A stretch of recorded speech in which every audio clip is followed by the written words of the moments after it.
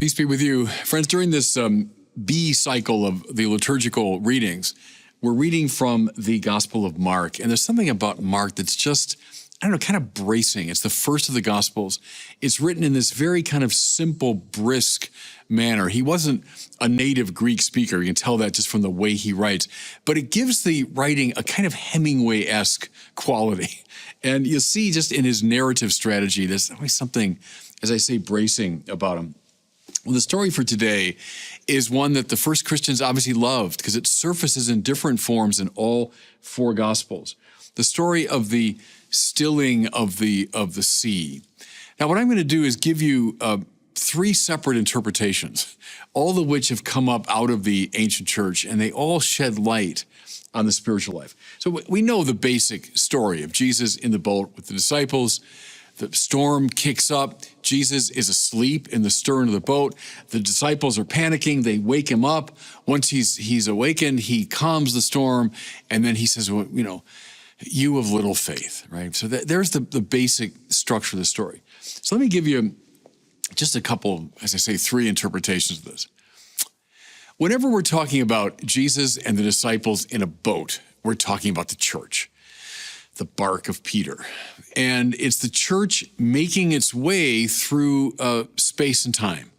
So think of this now as not just something that happened long ago. It clearly did, because how vividly remembered this is, but the church applies it now to us and to our spiritual lives.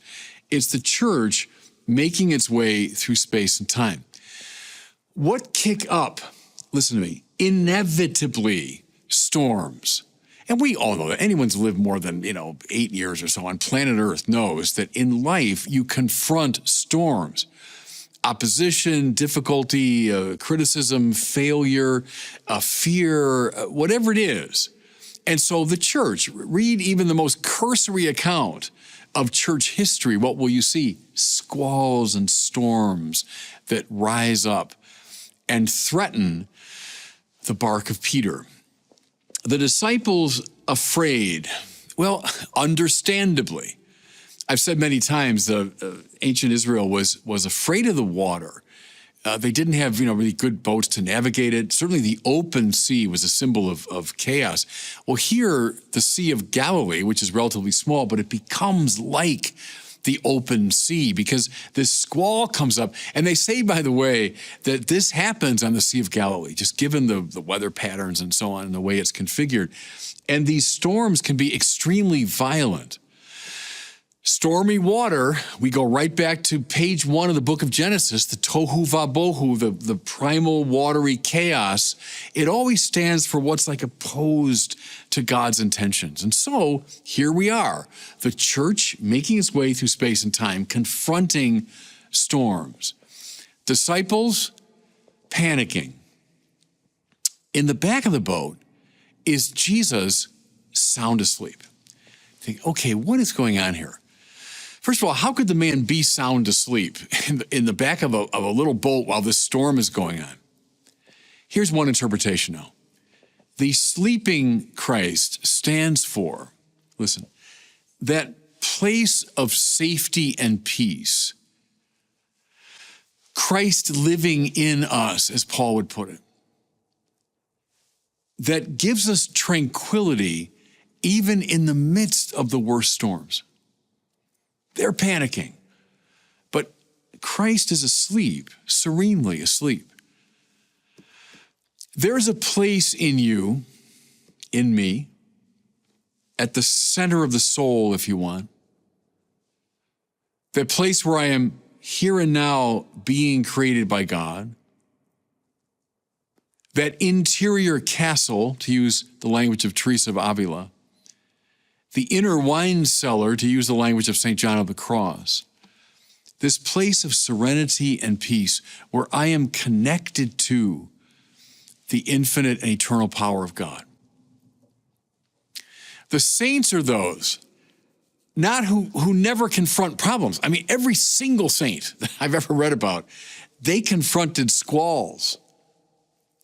But they all had in them this place of calm and safety and peace that allowed them, see, once he's roused, he calms the storm. So it goes in our spiritual lives. If we can access that place, and it happens, everybody, through prayer, it happens through meditation. I've known people like this in my life, saintly people, who even when they're in the midst of terrible frustration and opposition and fear, nevertheless have this inner serenity. That's one way to read the sleeping Christ. And see, he becomes the place where the storms are calmed. Doesn't mean necessarily they go away. It means I can endure and find peace even in the midst of a storm. Okay, that's interpretation number one. Here's a second one that also comes up out of the church fathers. In a way, it's the opposite, but so it often goes in the spiritual life that polar opposites are more like creative tensions. So here's another way to look at it. Disciples in the boat with Jesus, that's the church, making its way through the stormy waters of space and time. Okay, same thing. Why are they so afraid? Well, on this reading, the second reading, it's because they've allowed the Christ in them to fall asleep. So we're kind of looking at this from another angle, another way of interpreting it. They've allowed the spiritual power in them to go to sleep. No longer attentive, no longer spiritually alert. If you want, everybody, this is the danger in our sort of contemporary secularism. Okay, we're making our way through, yes, it's a difficult, stormy world. And what have we done? We've forgotten about prayer. We've forgotten about the Mass. We've forgotten about the saints. We've forgotten about the sacraments. And then we wonder, okay, why am I so afraid? Why is my life so chaotic? Well, look, it's because you allowed the Christ in you to fall asleep. So, on this reading, wake him up. In other words, everybody, recover the spiritual life in all of its richness. You know, I've heard this over the years, of doing spiritual counseling and so on. Father, I don't know, my life is just kind of a wreck. It's a mess. I'm afraid all the time. I have anxiety and depression. My life's kind of going nowhere. Okay, well, are you going to Mass? No, I haven't been to Mass in 25 years. Do you pray every day? Not really. I haven't prayed in ages. How about the rosary? Yeah, when I was a kid, I prayed that, but I don't even have one anymore. Do you read any spiritual books? No. I just do what, is kind of practically in front of me to do. And you're wondering why you're experiencing depression, anxiety, uselessness. You wonder why you're caught up in the storms of life and have no place to turn. You've allowed the Christ in you to fall asleep. So notice now on this interpretation of the story, when they wake him up, immediately he calms the storm. Okay, so it goes in the spiritual order. When we get reconnected to Christ, when we rouse the inner Christ to attention, the storms calm. So in the first reading, he represents that place of serenity and peace. On the other side, we can read the sleeping as a problem that we have, and we need to rouse and wake up the Christ within. Okay? Here's the third reading. This one is kind of less moralistic. It's more mystical, I would say. The stormy waters. As I say, the tohu vabohu. It's everything that scares us. It's everything that stands opposed to God. It's the power of death. Where does Jesus go when he comes into our human condition? He goes all the way down. So here on this reading, Jesus in the stormy waters. He doesn't pontificate to us from on high, but rather in the incarnation, he comes all the way down to join us. Yes, he's with us in the tohu vabohu of sin and alienation and loneliness, and yes, death itself. See, think here, Jesus asleep in the stern of the boat. It's as though he's gone under the water. It's as though he's allowed the tohu vabohu to overwhelm him. And that's exactly, everybody, what happens on the cross. Is Jesus takes on, look, all the storms of human dysfunction. But he takes on, too, this awful fear of death, and then death itself. He allows himself, he permits himself to be overwhelmed. Can you see on this mystical reading, Christ asleep in the stern of the boat? Well, that's the dead Christ asleep in the depths of the earth. That's Christ after his death on the cross. And so what is Christ arising? Awake, O sleeper, awake. This is Christ now risen from the dead, having gone, as it were, under the waves, allowing the waves to sweep over him, now rises from the dead and commands the waves, commands the seas and calms them. See, what does the resurrection represent? But God's victory over the tohu vabohu. Yes, it exists for all kinds of reasons. We're responsible for it to some degree, and I get it. The tohu vabohu exists. But our God has come all the way down, allowing himself even to be overwhelmed by it.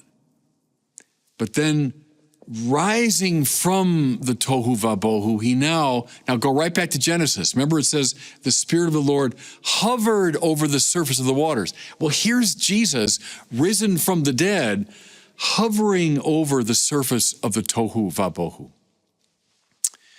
Victory. It's Christ the victor.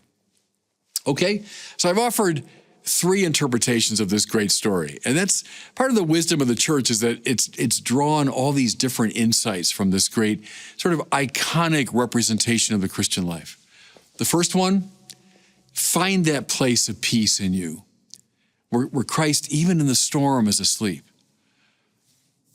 You know, second one, if you've allowed Christ to fall asleep, well, wake him up.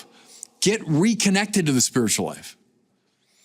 And then finally, and most importantly, find comfort and joy and vindication in the Christ who's gone all the way down, but then rises up to become the commander of the waves. He's the Lord over sin and death. And find your peace in him. And God bless you.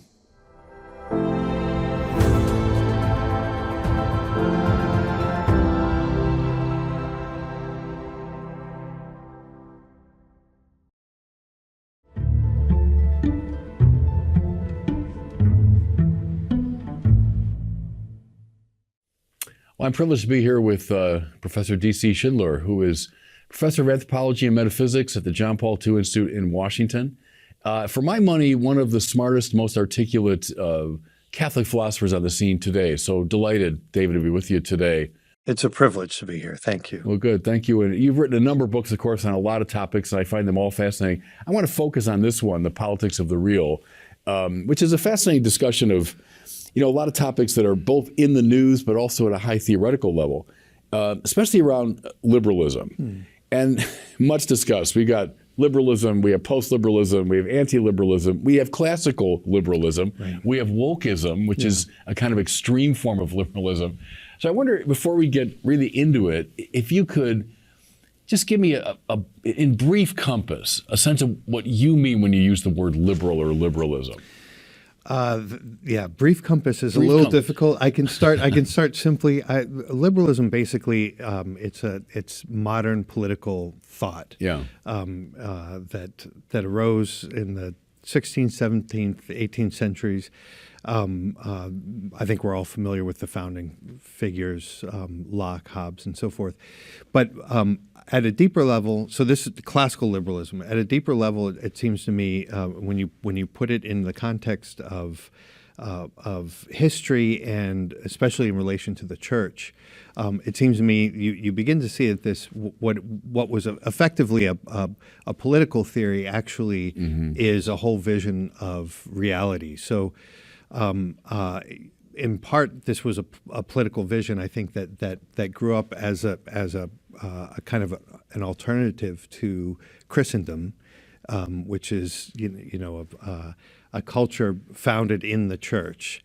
This is an alternative to that, and because it's an alternative to that, it encompasses much more than just a new way of doing politics. It's a vision of the human being. It's a vision of nature. It's a vision of economics and so forth.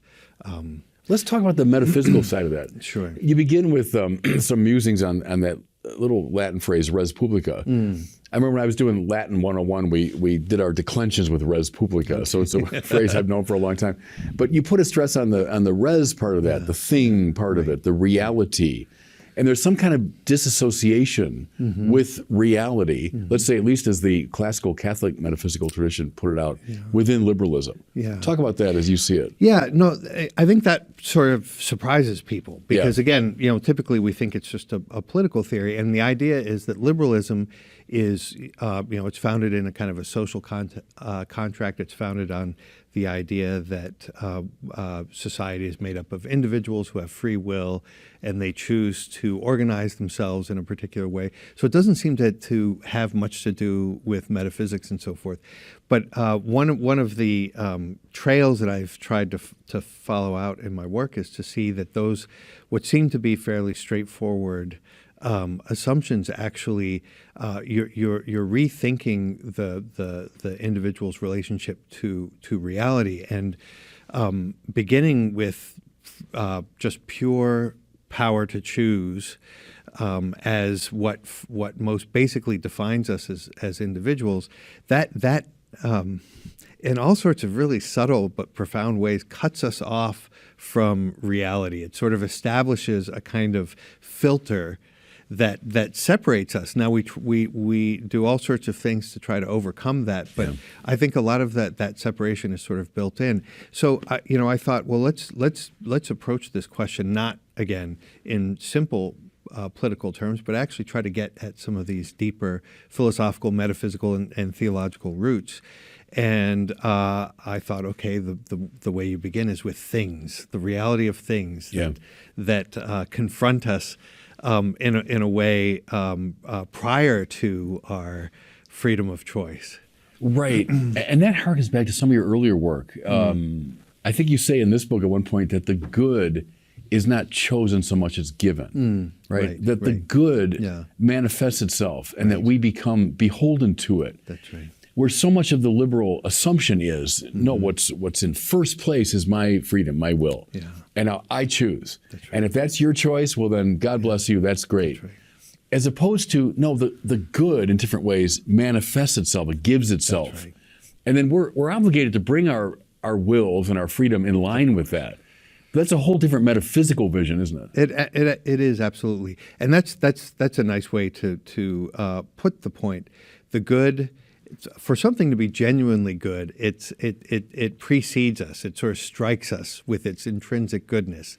I think we all have the experience of something connecting to something simply as a matter of choice, that we have complete control over it.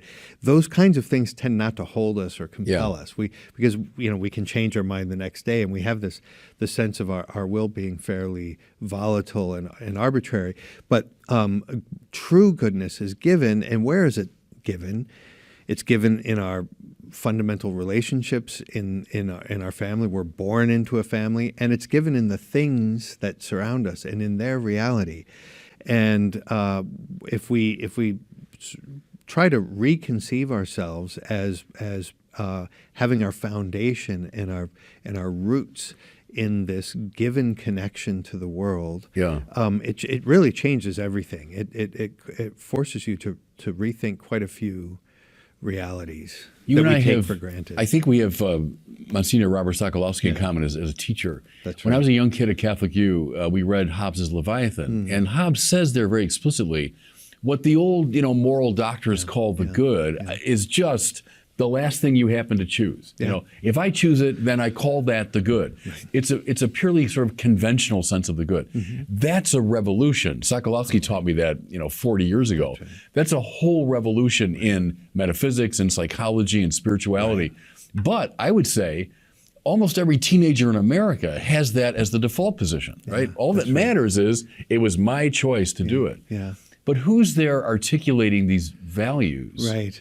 Someone else we have in common is Dietrich von Hildebrand, who's someone I follow with great enthusiasm. And that whole idea of value and value response. Right. It's not my stupid will that's determining things, but this value makes itself manifest. That's right. Is that near the heart of what you're trying to get at? It really is. The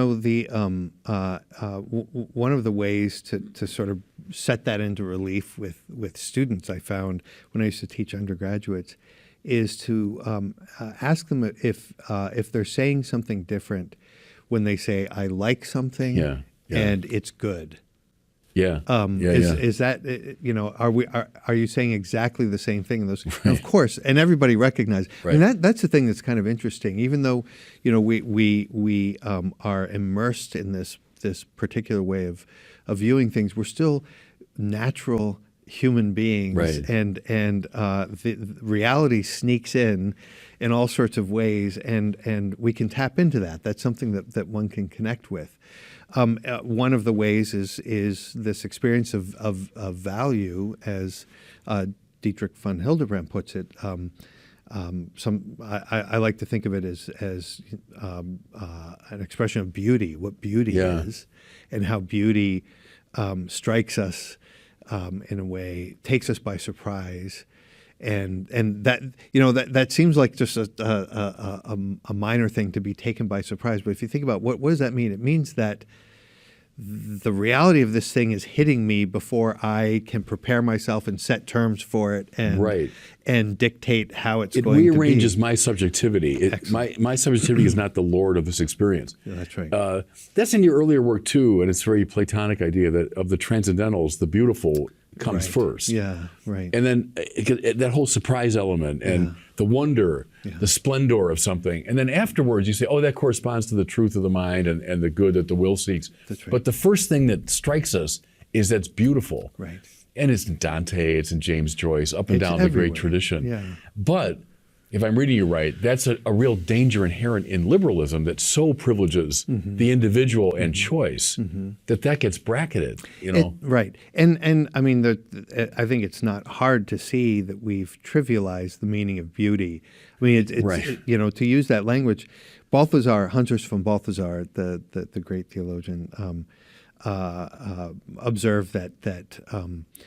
It's truth and goodness are the ones that seem serious to people, whereas beauty doesn't seem to have that sort of gravitas. Or frivolous. Right. It tends to be trivialized, and you see that. I mean, even artists in the contemporary modern world, they tend not to be concerned with beauty because beauty strikes them as bourgeois, Right. and facile and comforting.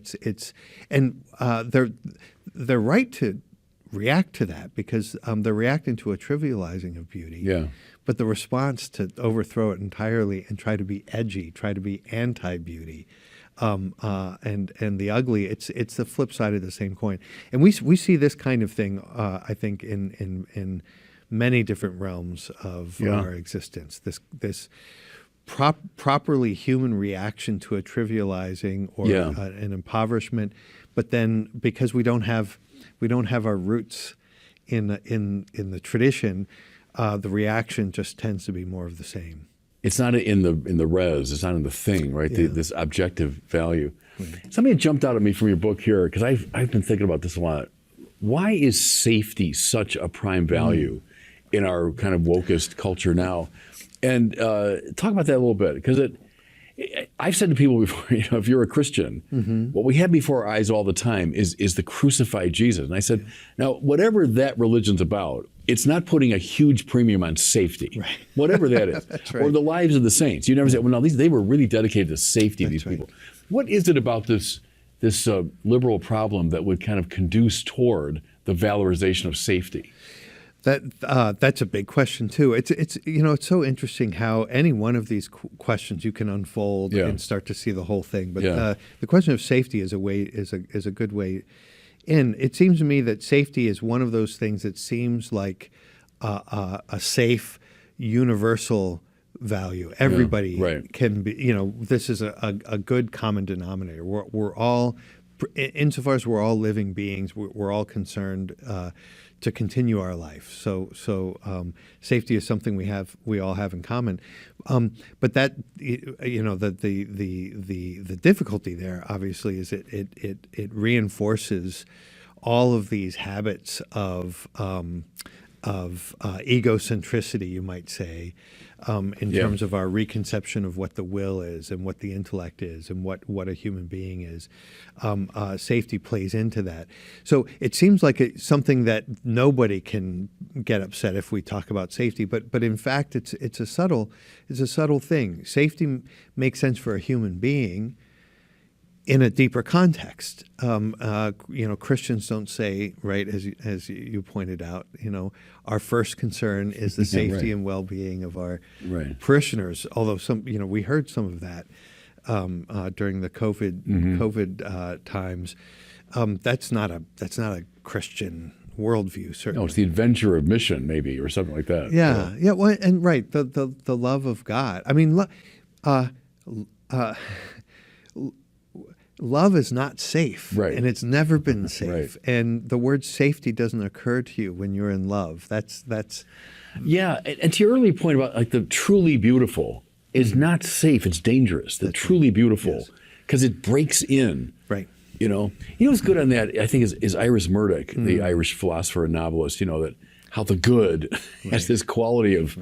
It arrests us. It's Balthazar too. I mean, it stops you in place, and it rearranges you and then sends you on mission. Yeah. So if safety is your thing, you're going to create a buffer around yourself of protecting my choice all the time. That's right. And I won't let the truly beautiful in. Right. That's right. Yeah. No. Think about that. So I mean, her line I absolutely love. I always tell my students that this is one of those they need to put on the refrigerator. But love is the difficult realization that something other than oneself is real. Yeah. Is real. That's Murdoch, Yeah. So the res again. Right. The reality of something that because it's, insofar as I recognize it as real, that in itself is a recognition that I have a responsibility to adapt myself to it. I have to conform to it. In a certain sense, if safety is what is setting the horizon, reality has to be reinterpreted, beauty has to be reinterpreted. All these fundamental human values have to be reinterpreted in a way that will fit. And I think that they end up being reinterpreted in ways that aren't really genuinely human. Right. Our friend Monsignor Sokolowski again used an image years ago that's always stayed in my mind, that the once integrated Catholic vision of life at the Reformation and the Enlightenment blew up. It blew up, exploded, and the pieces of it landed in sort of distorted form here and there. Right. And the good side of that is you can actually see bits of it if you're looking. That's right. The bad part is it's all kind of fallen apart. Yeah. So maybe walk us through that a little bit as you see it. What was that integrated vision that in a way we've lost with the rise of the liberal mentality? What did it look like? Yeah, it's interesting. I have increasingly been sort of compelled by this idea that the heart of Christianity, understood not only as a faith, I mean, obviously it is very much a faith, but a faith that generates a culture that is a faith in the incarnate God who is incarnate in the flesh of Christ, but then in the church and through the church into the world. So if we understand that to be Christianity, it seems to me it's very illuminating to to recognize that it represents a kind of a creative synthesis of these classic cultures, the Greeks, the Jews, and the Romans, and that each of these cultures represents, they sort of present in a paradigmatic way some dimension of what human culture is meant to be. Its rootedness in nature, its creative, cultural, institutional aspect with the Romans, and then the theological dimension with the Jews. That Christianity, in a way, brings all those together in a manner that allows them to illuminate each other, so that we only understand nature in relation to culture and in relation to God. We understand God in relation to, and so that it seems to me is what the Christian integration is. When that fragments, as you put it, we can sometimes have the illusion that picking up these pieces and putting them all on the table at the same time is more or less the same thing, because they're all there. But they've radically changed outside of that integration. So what that integration would have looked like concretely, and what it could look like again in the future, those are big questions. So if the incarnation is a fact, and we hold that to be the case, God really becomes human in Jesus, but also then by extension, the church fathers saw this so clearly. In a way, God enters into all of nature and all of history and so on. And then the church, as the fathers also saw, the extension of the incarnation across space and time. As I understand your argument, that has huge political implications. If we take that seriously, we can't say, "Oh, that's a little private belief that I happen to have, in my subjectivity, and you've got your own belief." But if that's the case, that's really the res that we're talking about, then what does politics begin to look like? Well, right. I mean, we have some intimation of that with the medieval vision, and obviously one can be romantic about that. But if we're just thinking about the principles, we have some intimation that the king is an anointed king, and he's anointed by the Pope, by the Church. So what does that mean? By being anointed, he's sent on a mission. There's a sense in which, and this is why that's not theocratic. It's not so. Theocracy is when the religious figures, in a way, order society and make the call, as it were, take charge. Anointing is something different. This authority is handed on to the political order, but it's handed on by the church, and so the authority then that the king receives is a sacred authority that is responsible to the theological vision, and meaning responsible to God and His self-revelation, but responsible to the world as God created it. But it really is His responsibility. There's a certain freedom. There's a kind of autonomy of the political order that arises there, but it's a given autonomy, and that's something that's very different from establishing autonomy through separation. So I think we have a vision there. Now the question is, what do we do now? We don't live in a society where we have. You're not interested in my kings. Becoming the mayor of Rochester. That's right. Right. So I'm the bishop of this diocese, but that's right. But talk about the distinction between potestas and auctoritas. So the state has a potestas, a real power and independence. That's right. But an auctoritas, talk about that coming from the church. That's right. Auctoritas. I mean, in fact, I've been working on a book on precisely that theme. But I'll try to keep it contained here. Authority has built into it a kind of I call a martyrological dimension. That to have authority means to look above. To see that there's an order that's given by God and has a kind of cosmological dimension, to look above and then to try to communicate that order below in a genuinely creative and prudential manner below. That authority sort of has that structure. Power is the execution of that task. carrying it out and taking up the various determinations that are required by that task. And it seems to me it's very different if we think of power as rooted in authority. And so that, again, here we have the anointing of the king. The king's power is received, and it will always bear the traces of the authority that communicated it. Which in turn is grounded in a metaphysical vision, right? So the auctoritas Right. is grounded there, and then it's communicated to the one who has potestas. And you're not asking the religious authorities to be micromanaging civil affairs. Right, But, right. but Right. I then mean, it's obviously that informed. would be something potentially quite frightening. Right. Yeah. But we're getting ahead of the game a bit there because I wanted to get to that toward the end of our conversation. But in some ways, it's the hinge, isn't it? As you lay out this vision, because I think that's largely lost. In our understanding of politics, it often comes down to things like safety, Right. Protection, Right. and do a Hobbesian number, protection from each other. That's right. That That's we're right. threatening each other. That's right. I'm threatening you, you're threatening me, so we need the Leviathan state to intervene to make sure we don't kill each other. Yeah. And then bring it up. It's softened through Locke Right. and Jefferson That's and right. others, but still, Yeah. I've got these rights to my life, liberty, property, and so on. Government's instituted to protect those rights. Right. It's protective, not directive. We can put it that way. And now, why? We say, well, there's been a loss of an overarching metaphysical vision. Yeah, that happened. It fell apart. And you've got a lot of warring religious voices and disagreement, deep disagreement about metaphysical, absolutes. And so could you argue that's where, liberal modernity comes from? It comes out of this conflict about a comprehensive sense of the good. Yeah. So is it the best we can manage, or can we ever get that toothpaste back in the tube? Well, that's a very big question. And before addressing ahead, that, I do just want to point out some of the things that you mentioned, just to draw on, because that was a very rich statement.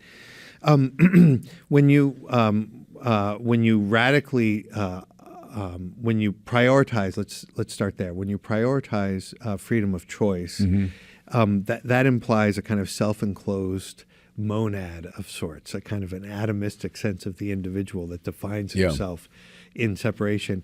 Now, if society is made up of those kinds of atoms, it's conflictual by We'll be at odds with each other. by necessity, but the very logic of it. And even when you cooperate, your cooperation isn't genuine intimacy or connection. It's the other side of manipulation. So there are all sorts of subtle ways that the violence remains as part of the cooperation. That sort of radical individualism, as you pointed out, it's very evident in Hobbes, requires a strong centralized government. So ironically, radical individualism coincides with a kind of an absolutist sense of governance. And there you have this arrangement that the government in one respect says, we're not going to be determining, we're not going to be guiding you, we're simply going to be establishing rights. But because there's such a disorder, the very clearing of space for rights becomes a kind of an intrusive organization and direction. And so we begin to think of things like safety as the highest good that organizes our society. That becomes directive and not just protective. Right. Yes. And to your point, too, in other books of yours, everyone's got some overarching sense of the good. Right. Even if you're denying it. You say, oh, I'm not for all this metaphysical stuff. Yeah. Everyone has something that positions everything else. That's right. There's some summum bonum in the system, right? Inevitably. And you could say with the liberal system, it is just that. It's the protection of the individual, or it's keeping individual choice, safe or whatever. But there is an overarching sense of the good. So the argument that no, all liberalism is doing is clearing a kind of neutral space in which many points of view can flourish is not really credible, is it? Well, on the surface, it's plausible, and there's something Yeah. compelling, and it wouldn't have been so successful if there wasn't Yeah. something compelling about it, because it seems to leave you free to believe all the things that you used to believe. All of these, you can be traditional in in a liberal context. The problem is that in a subtle way, it's changing the landscape, and I mean, in a radical way. I sometimes say that it's allude to this old joke, Stephen Wright. I don't know if you remember him. Sure. The one-liners. He said once he came back to his apartment and discovered that all of the furniture had been stolen and replaced by identical replicas. And then his roommate came in and he said, "Have you noticed all of the furniture has been replaced?" And his roommate said, "Do I know you?" The point being that it's the same furniture that's been replaced, and it looks the same, but in a way, its origins, its meaning has changed, and I think that's the kind of thing that we have. We welcome people who have traditional beliefs in a certain sense, but they have to reinterpret them as traditional beliefs that play along with that have sort of accepted this new horizon and this new metaphysics ultimately. So that's important to keep in mind when this question comes up. What do we do now? Isn't this the best that we can do? We don't want to intrude. We have to recognize that there is a deep and serious prudential issue, but we have to recognize that we are intruding. I mean, in fact, there is a vision of reality that is being imposed on everyone.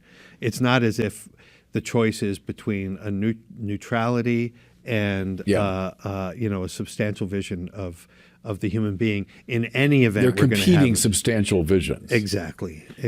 And then it's a fair discussion. Then you can actually have an open discussion. Right, and it's on the same plane, the metaphysical That's right. plane. Let's talk about the American founding a bit. Okay. You live and work in Washington. I studied in Washington. I grew up, revering the great American figures, the monuments to Jefferson, Lincoln, and Washington, and studied the founders.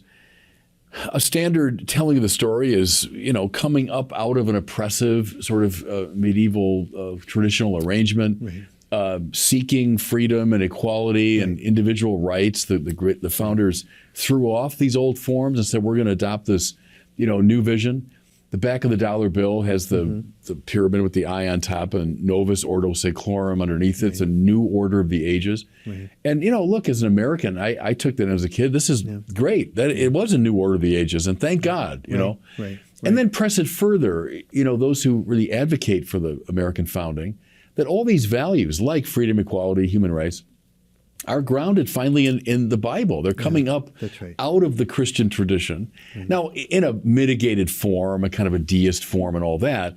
But if someone were to argue with you and say, well, look, you're kind of a glass half empty guy. I'm a glass half full sort of guy. I see the founders as embodying a lot of the great values of the Christian tradition. What do you think is, at stake in how we read the founding?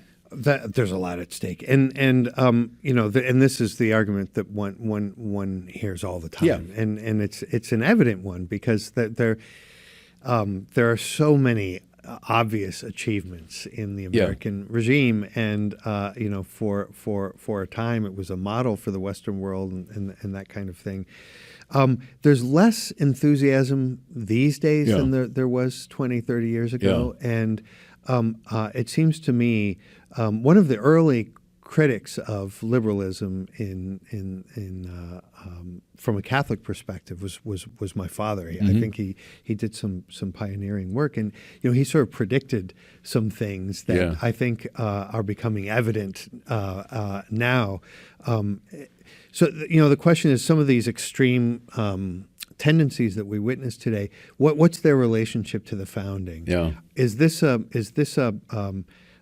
working out of presuppositions there? Is it the case that once you've tried to start a political order from scratch, does that kind of revolutionary spirit, in fact, enter into and erode these values that we all, we can see these things, the dignity of the person, kind of a respect for the individual. These things have biblical roots, but if this new context, the new form that they have, as you said, people will generally concede that we're securing these goods on different grounds. Do those grounds actually sustain the very things that we hold dear? And your are they father capable? argued no. And he argued no. Yeah. And I mean, I think we're starting to see that. Yeah. It's very hard these days to defend, say, traditional values of marriage, for instance, on the basis of principles that one sees at the founding. Typically, if one wants to defend things like traditional marriage, you have to appeal to a kind of a culture presupposed by the founding rather than the founding principles themselves. And that's telling to me. And then if we're going to do that, then let's go to their basic roots. Yeah. And find the most secure foundation for things like freedom of the individual and dignity and so on. Which leads to the question then naturally, what do you do when there is no consensus around these questions of basic goods? Right. So let's say with Sokolowski, yes, it fell apart. It blew up. Well, we got to deal with that. And is John Courtney Murray right in saying what we have in America are articles of peace? It's not an overarching account of the good. Right. Murray might say, look, I'm a Jesuit priest. I know all about that. But our founding documents are more articles of peace. How do warring people get along with each other? So there's a Hobbesian element there, but you might say, look, that's inevitable. Right. We have to have that. What do you do when there is no consensus about the grand metaphysical questions? Right. Well, you suffer, first of all. But the suffering has to be in the context of holding fast to what's true. And it seems to me, prudentially speaking, this may be the best that we can do. Okay. So prudentially speaking, but I would want to insist on the robust and what I would call the authentic meaning of prudence, which requires in the first place a robust recognition of the truth in its authentic sense, its full sense, and in light of that, what's the best we can do in these particular circumstances, and that's a different kind of thing, because if you think in those terms, the particularity of the circumstances are actually being elevated into the truth in some way. A certain light gets cast on them that would be slightly different. Typically, people will have a more impoverished sense of what prudence would mean. They would say, "This is the best we can do. So let's take this as our absolute starting point." So it actually starts to become normative as opposed to one of the factors in the judgment. Let's say I want to cite Sokolowski again. I remember his saying years ago, what a blessing it was at our founding. Some of the most brilliant people in political philosophy and political practice weirdly came together in one place at one time, from Adams to Jefferson to Hamilton to, so I'm going to put you in that room, whether it's 1776 or 1787, and you're hammering out the American thing. And you've got these brilliant people, Jefferson, that are certainly not going to share a grand sort of Catholic vision of the real or an incarnational ecclesiology. What would you have done? What would you have argued for in that room? That's interesting. I've never imagined that. This would be a nice Ignatian meditation. Yeah, I can see you in colonial garb. And maybe I'd kind of like to try out one of those wigs. But and what would you argue for with Thomas Jefferson and John Adams? I suspect I would want to ask the kinds of things that are presented as self-evident. What do we actually mean by those? And what are we drawing on? What is the foundation on which we can say these things? And I would want to press beyond nature's God. Because it seems to me that wasn't invented out of nowhere, and it wasn't just something to reason to from a kind of neutral premises. That notion itself has a tradition, and it's not a Catholic one. It's not a Christian one. very consciously so. Right. Yeah. Right. Among many of those, I mean, Jefferson, in a way, he's an easy target with this because he had very self-consciously, deliberately a program of separating from the Catholic Monkish tradition. superstition. The and all monkish, that. So there really was a kind of a program there of providing an alternative to what had previously been granted to us Right. by God through Christ and the church. Now is something we're going to try to recreate on our terms. Dude, would you go as far as George Will, who says that it's just boilerplate, that when Jefferson and company talk about God and nature's God, it's just boilerplate. They don't really mean it. You know, Yeah. they don't need these theological, but they were doing it as a kind of sop to the religious people at the time. I've never been tempted to go quite that far. No, but- and I don't think you need to. I don't think you need to say that they were insincere. I actually think that they. Some people think that my criticism is that people were just pretending to be Christian and that secretly they were devising this. There are, as I said, there are some figures that were doing that, but it seems to me that the problem isn't that. It's not this secret program to undermine things. It's actually the ones that were most Christian friendly and serious about Christianity. I would want to ask them and pursue this question. You know, what is it? How do you understand the relationship between faith and reason? What's the meaning of the church? What's the meaning of the tradition that has grown up in and through the church? That to me is the more decisive question because I mean it's a very simple point, but at the heart of this argument for me is do we recognize the goods that we rightly see in liberalism? Do we recognize those in their truth as having their roots in this organic tradition that we've inherited, or do we isolate them from that? And the most enthusiastic and sincere Christian believer can actually interpret these things as isolated from this tradition. So that's the main issue. And my contention is the moment you've separated from this tradition, it's going to evolve and devolve over time, and it really is a matter of time, and we're bearing the fruit of it. And that we're seeing some of that now. Yeah. One thing I find really intriguing in your book is that the opposition of liberalism, not just to Christianity, but specifically to Catholic Christianity, with its strong incarnational emphasis and with the church as a kind of bearer of that incarnational presence. And we already referenced the Jefferson, I think it's a letter where he talks about getting rid of this monkish superstition. The other one, it's always intrigued me, is John Adams has it's a diary entry, I think. He wandered into a Catholic church in Philadelphia during that, 1776 period. And was taken by it. I mean, he's caught up in the liturgy, and then he says, like, "Oh, how we ever managed to shake ourselves free of this?" So, is that really? It's a hinge to your argument that it's an opposition to the Catholic expression of Christianity, right? Precisely because that's Christianity in its robustly traditional form. Yeah, right. I mean, one might say Orthodox too, but the main point is not choosing one, as we would say in modern lingo, one denomination over the other. Right. No, the point is recognizing Christianity as a tradition that has grown a culture and forms of life which include political forms, or not seeing as that, seeing it instead as just a faith which separated from that can't help but become essentially kind of a private thing. I mean that's the main concern. Where did Tocqueville get it wrong? So I mean the standard reading of Tocqueville is comes over here, witnesses American life, and says all this religious energy and diversity, democracy without a religious foundation is going to founder. But how wonderful that this kind of private space opened up by American freedom, allowing all sorts of religious expressions, and that informs public life, at least indirectly.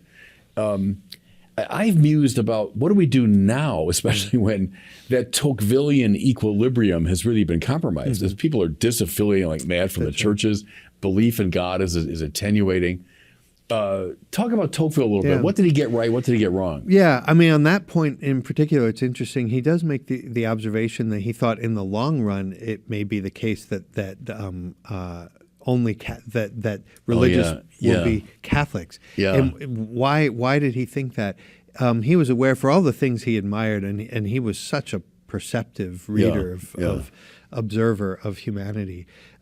He was concerned next to the positive gains that there were these sort of bond eroding principles at work, and that was going to lead to a certain thinning out of our social coherence and a certain kind of drift into a special kind of individualism, which he distinguished from selfishness. Yeah. And I think that's really important.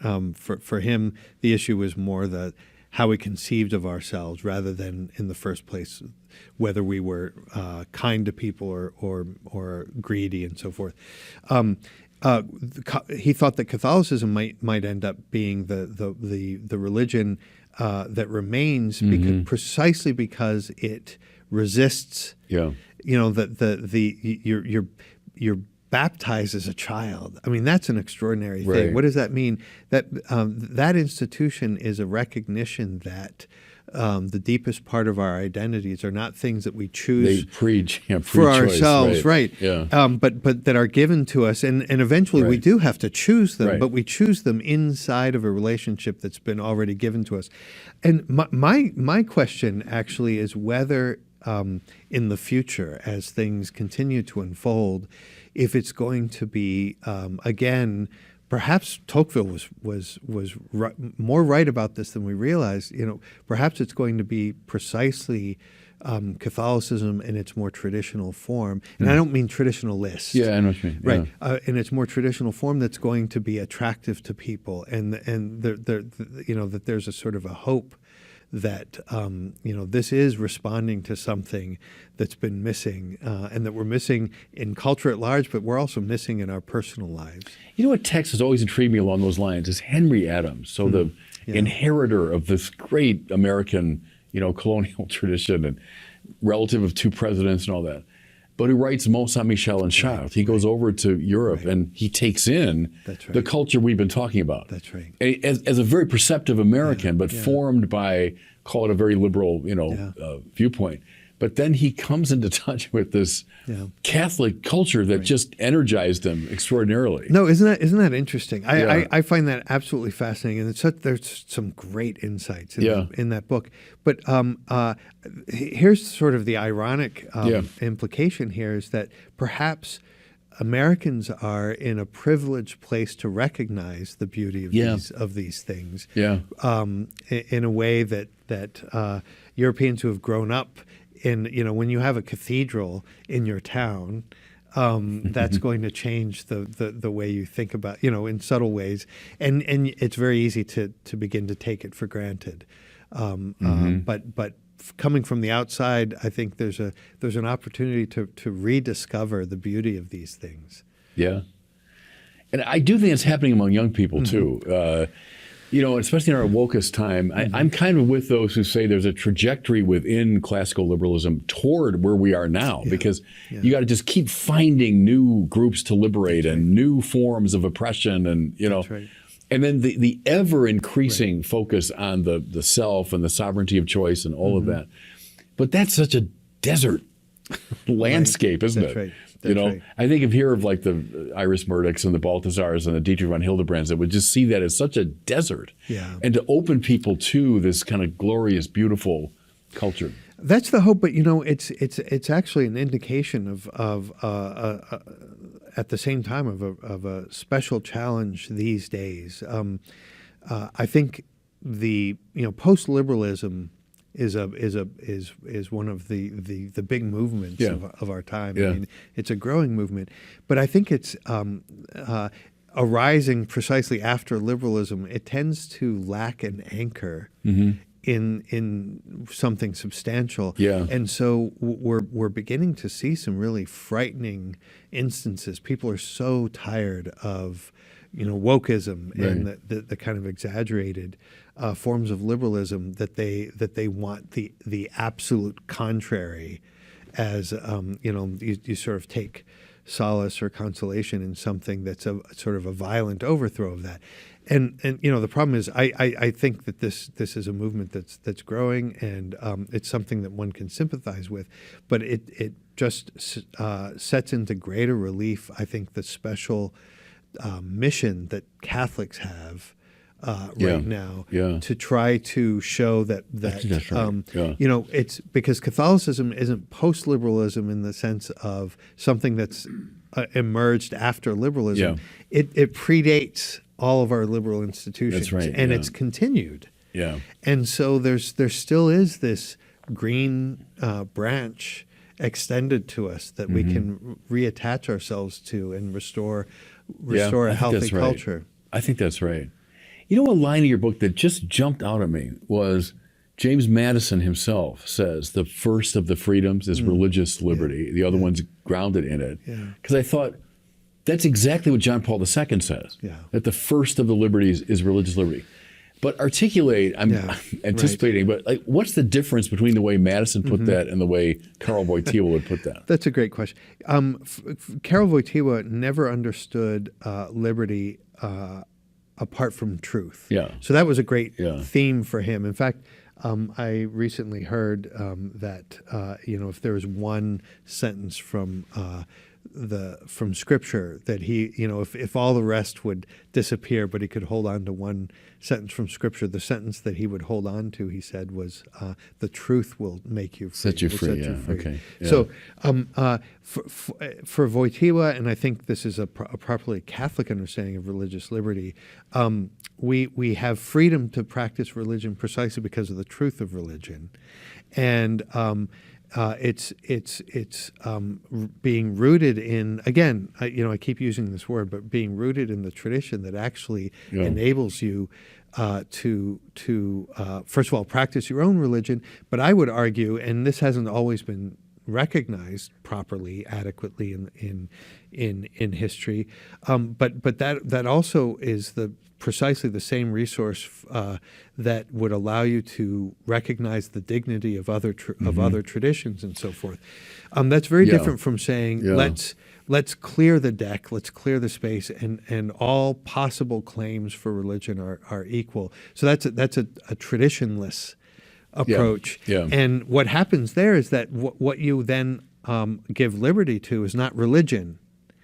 It's because religion was always part of a tradition. It always had a cultural dimension. It was always public. It always included politics, the political sphere in its particular way. This is a freedom for, you might say, worship, understood as just strange little things that you do inside this private space, and faith as a private belief. That's what's being granted. So I don't think that's religious liberty at all. Right. I think it masquerades as religious liberty, and it can masquerade for a long time in a way that persuades a lot of people. But it's a very different thing.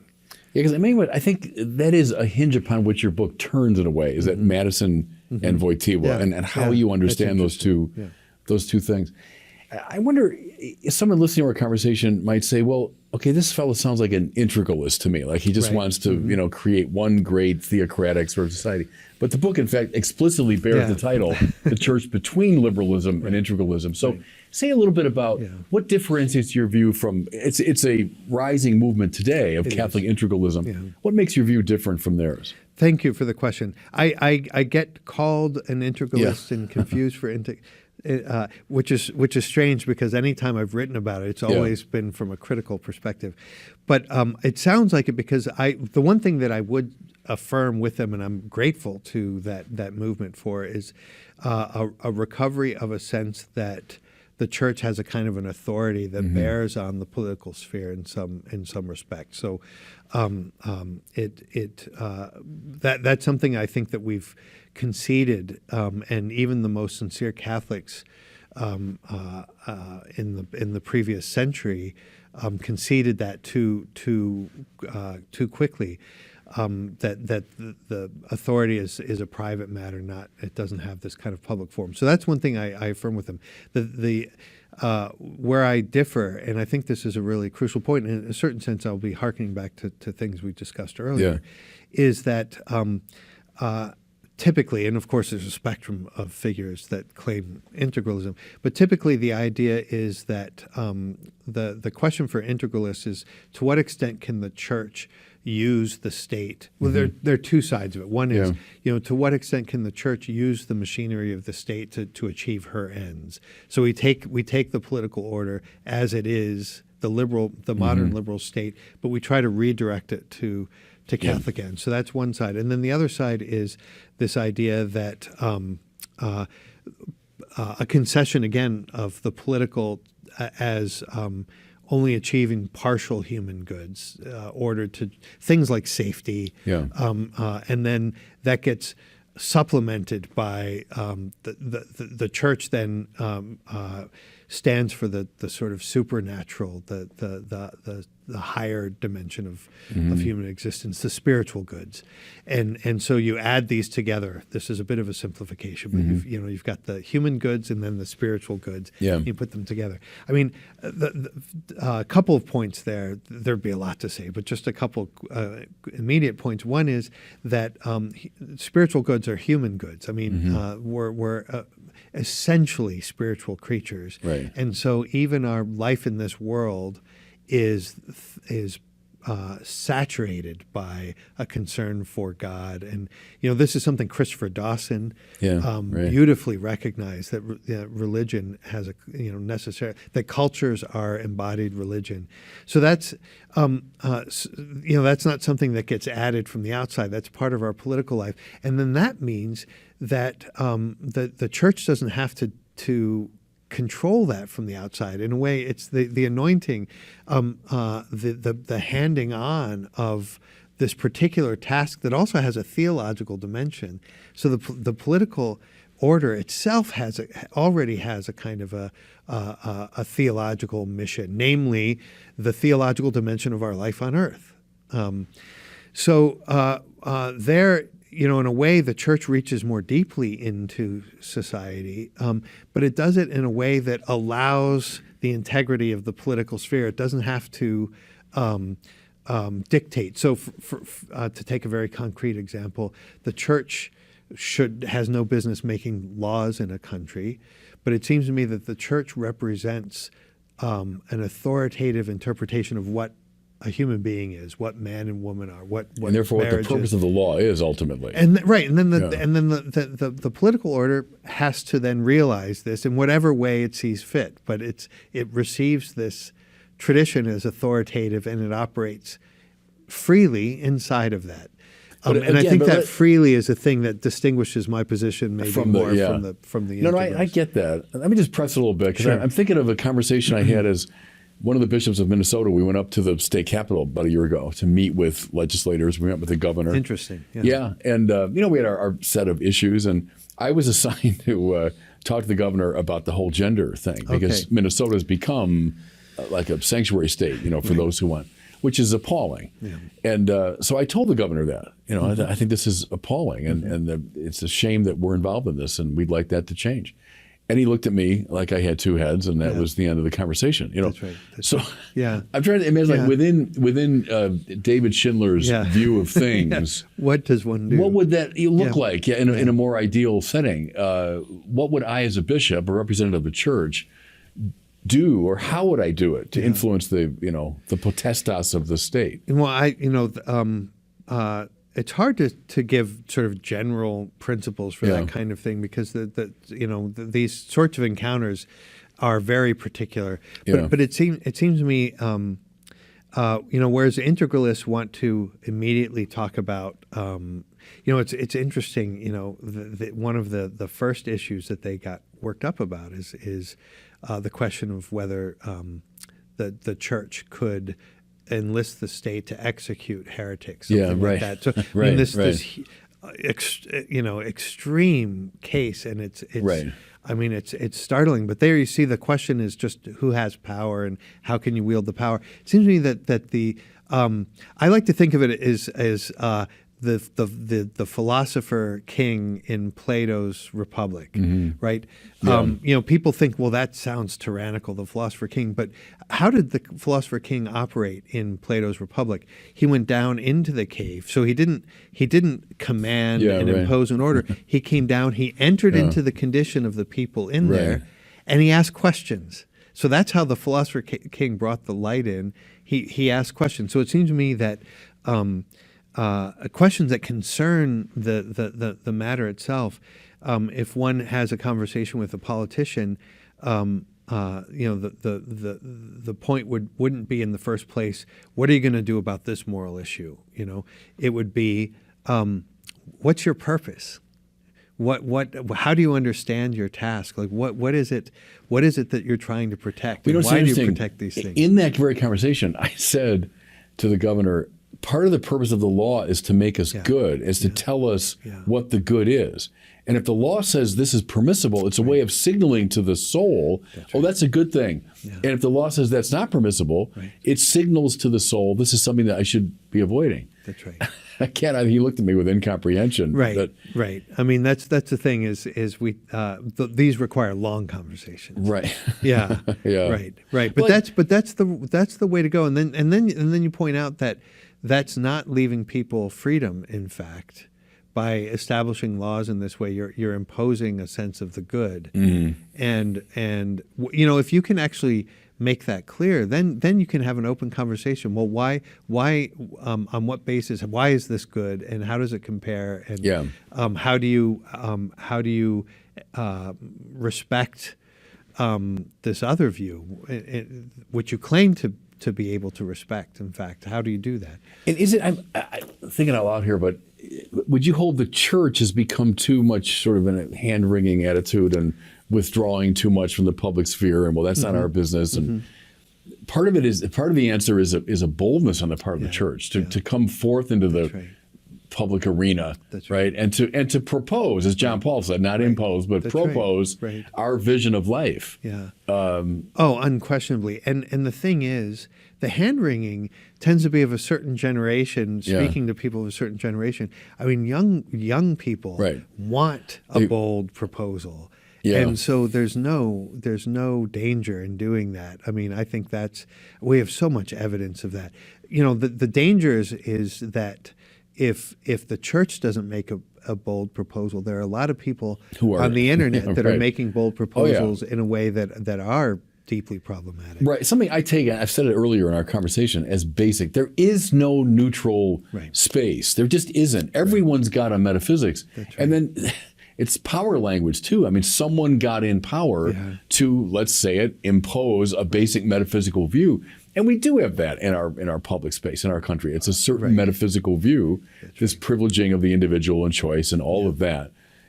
So let's have a vibrant public conversation about it, and the church proposes its view, and go back to Balthasar and von Hildebrand and company, do it in a beautiful way that's compelling. That's right, and show that the resources are all there. That this is, so the danger would be that the church makes her proposal, other people make their proposal. We're meeting in this space, and everybody's kind of got a perspective. I think the church's proposal has to be bolder than that. And again, to go back to Socrates, when he made his argument with in the Gorgias, for instance, he said, it's not that I'm trying to convince you of my perspective. I'm trying to show that you yourself. So this was the sophist who was rejecting beauty, truth, and goodness. I want to show that you yourself are in disagreement with yourself. And that's it seems to me that if the church's claim is true, it has to be the case that what the church. So here's the remarkable thing. It has to be the case that what the church is proposing is in fact at the very depths what everybody actually believes and wants. And I hold that. I mean, I would hold that clearly as a Catholic. So maybe just be animated by that confidence to go into those conversations. Wasn't it Stanley Hauerwas, I think, said, I don't want the student to learn how to think for himself. I want him to think like me. Yeah, and that sounds, I mean, arrogant, but it's based on a sense of, look, I think I have the truth here, which deep down you want too. That's right.